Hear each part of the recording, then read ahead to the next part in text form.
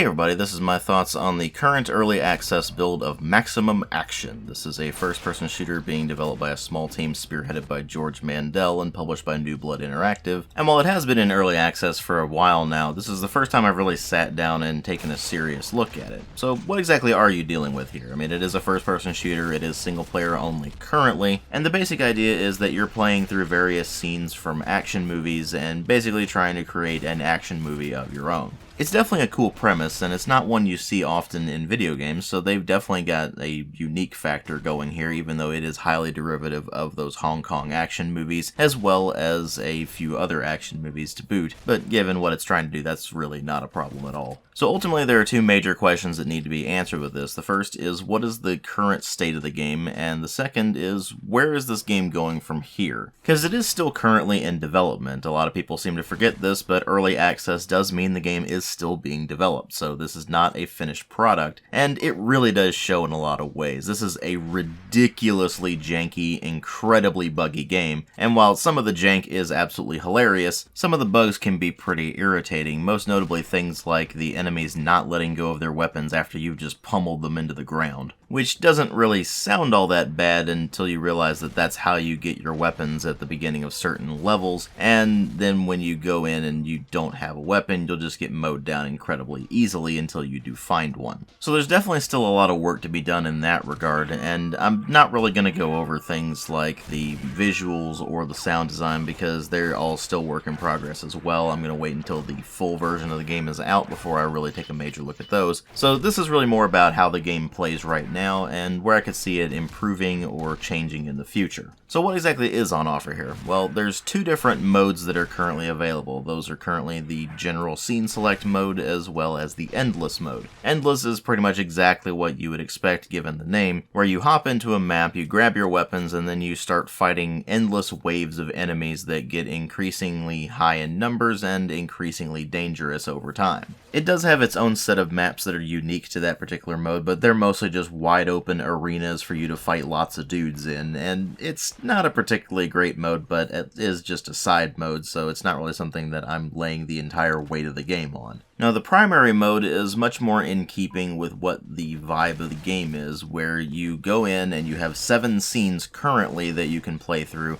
in addition to a tutorial and a sort of intro sequence. Each of these scenes, or levels as I'm going to be referring to them from now on, is based off of a sequence from a particular action movie. So you have several that are based on Hong Kong action movies, but you also have sequences from action movies that take place in the jungle. I'm not exactly sure which one it's trying to emulate. It could just be an amalgam of really all of them, but there's a jungle one. There's one that's clearly modeled after GoldenEye and takes place in the Arctic. There's one that takes place in a Wild West saloon, and there's also one that takes place on various rooftops of skyscrapers, and you'll be taking on enemy helicopters in those. But regardless of which level you're playing, you're ultimately going to be having the same basic gameplay loop throughout. The first thing you're going to do is you're going to try to grab a weapon. Either that's going to be something that's laying right in front of you, or you're going to have to take out an enemy first and steal their weapon before you can go through the rest of the level. From there, the objective is quite simple. Fight your way to the end of the level, slaughtering every single enemy in the way in the most stylish manner you possibly can, until you finally get to the end of the level and it gives you a score report. To that end, you can smack, shoot, blast, slice, dice, and otherwise eviscerate all of the enemies in the level with a variety of weapons in a variety of ways. You can hold a weapon in each hand, and this can be literally any weapon, so it can be of course dual pistols or dual submachine guns, or you can hold an assault rifle in one hand and a rocket launcher in the other if you really want to. It just depends on whatever you feel like having and whatever the game gives you at any given point. If you run out of ammo, you can either reload if you have extra rounds, or if you don't have extra rounds, you can always just throw your weapon either at an enemy or just in general, and then grab another one, and it will shift the other weapon that you were carrying into your right hand, and then you'll pick up whatever the other thing was in your left. So whenever you throw a weapon, it throws the weapon in your right hand. And if you're not dual wielding, then if you press the right mouse button, then it will actually try to aim down the sights of the weapon instead, which is pretty much pointless, but it's just kind of nice that they threw that in there. The variety of weapons you're going to encounter in a given scene is going to ultimately depend on what that scene is based on and what they just decided to put in there. So you might go into one level and it's only pistols and shotguns, and then you go into the next level and you're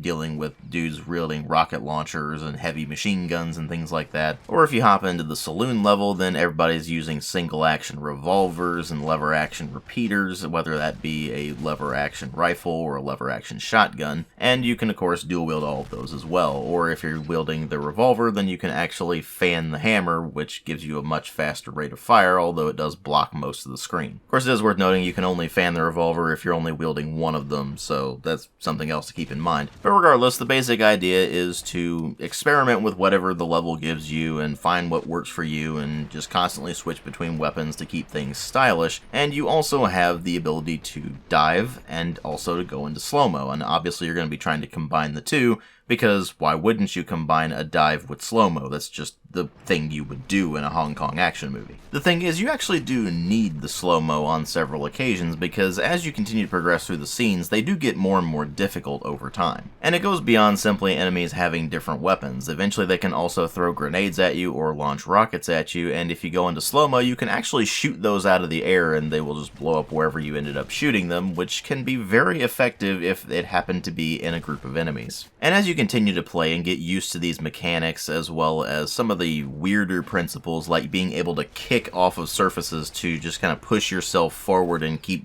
up your momentum, it ends up being a matter of playing through the levels over and over again, trying to get better until eventually you have that one smooth, perfect run, and then you go back and you watch the clip that it generates as a sort of movie based on what you were doing there, and you realize that the game is still in a very unfinished state, and the little action movie it generates is hilariously janky to the point where it just looks positively broken. And to some degree, that's actually pretty endearing and gives the game a lot of charm. I mean, a lot of the fun of this thing is partly due to the fact that the game is so janky, but at the same time, the game is still incredibly buggy to the point where it will often just kind of break your entire runs just based on the glitches. Certain triggers in the scenes just won't happen, or enemies' weapons will just fall through the world, or sometimes you'll fall through the world, and those sorts of things can very quickly become incredibly irritating. So it's ultimately going to be a pretty fine balancing act when this game goes further and further in its development and eventually comes up to its full launch. Obviously, they're going to need to sort out the more game-breaking problems, but if they don't keep at least some of the jank, then the game does lose a fair bit of its charm, and that's ultimately going to be a pretty difficult thing throughout the rest of the development. And then, of course, there are the things that you would generally expect for a finished game later on down the line. Things like additional scenes that you can play through, which the game does desperately need, because each of these scenes is very short. We're talking maybe 2-3 minutes at max, which of course does mean that you can go through those runs repeatedly very quickly, but at the same time it does also mean that they lose their luster pretty quickly. And the endless mode doesn't even come close to comparing, so that doesn't really pick up the slack very much. What could pick up the slack a bit more is the mod support, which they've already leaned into pretty heavily with the ability to put in a bunch of custom weapons and do your own levels through the scene creator and things like that. But that also has me worried, because the mods need to be on top of a really solid product already for them to really be able to shine. And if the foundation's not there, then you end up with a situation like with Bethesda games of late, where the base game is just garbage, and then people say, oh, well, you just mod the game to fix it, and then ultimately you end up with a situation like Fallout 76. So when it comes to mods, it's nice that the game supports them, but ultimately they're going to have to actually finish the product first before I really can take a look at that and judge whether or not it's actually a good thing. And that is ultimately the big takeaway with Maximum Action in its current state. There is still a ton of work that needs to be done on this thing, and a lot more scenes need to be added by the time the game launches, lest the thing lose its luster extremely quickly, which even playing it in early access, it already has started to do. Because again, that core gameplay loop is just repeating the scenes over and over again until you get that perfect run, and that's just not going to appeal to everybody, and even for the people that does appeal to, there's ultimately just not quite enough levels in this to really justify that gameplay style in its current state. Now obviously I do expect the game to improve by the time it does have its full launch, and I will be taking another look at it once it does get its full 1.0 release,